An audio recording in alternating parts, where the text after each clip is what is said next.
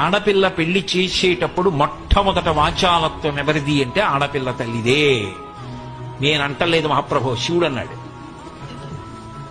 ఎందుకంటే పెళ్లి అయ్యి కుదిరే వరకు ఒకలా ఉంటుంది.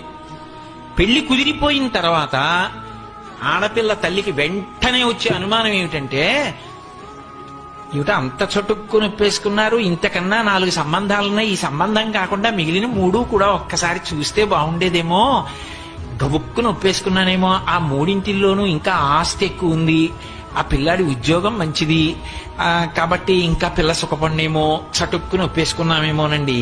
మనం కానీ తొందరపడిపోలేదు కదా, మనం చేసిన నిర్ణయానికి పిల్ల జీవితం పాడైపోదు కదా, పర్వాలేదంటారా?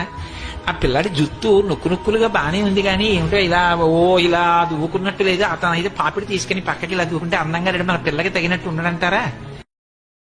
Download ShareChat.